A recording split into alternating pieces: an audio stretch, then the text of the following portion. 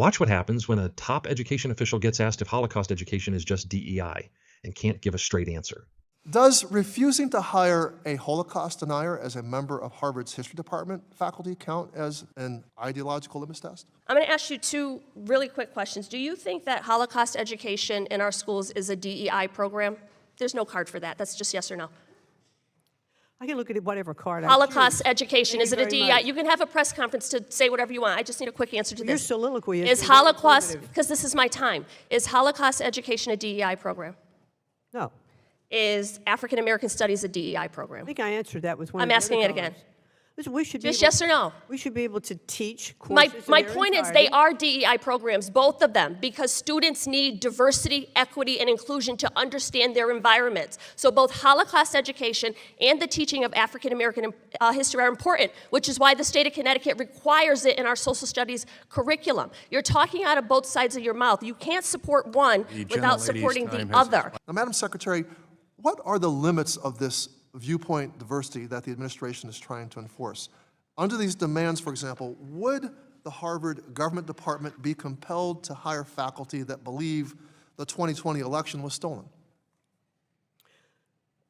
I believe that there are rights to freedom of speech, but on campuses and universities of colleges and universities across the country, freedom of speech should be allowed. There should be open debate. There should be different viewpoints. But I'm not asking you a question about freedom of speech here. Madam Secretary, I'm asking you about the limits of viewpoint diversity cited in this letter. Would the government department be compelled to hire faculty that believe the 2020 election was stolen?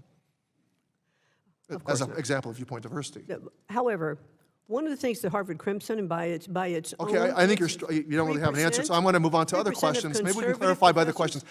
Would viewpoint diversity mean, for example, Madam Secretary, reclaiming my time, reclaiming my time, Madam Secretary, Secretary, would the Harvard Medical School, who is looking to hire an immunologist, would that person need to adhere to HHS Secretary Kennedy's view on the efficacy of vaccines?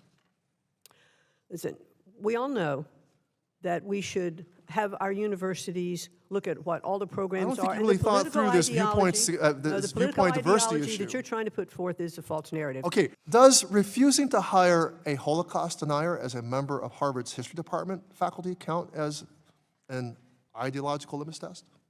I believe that there should be diversity of viewpoints relative to teachings and opinions on campuses.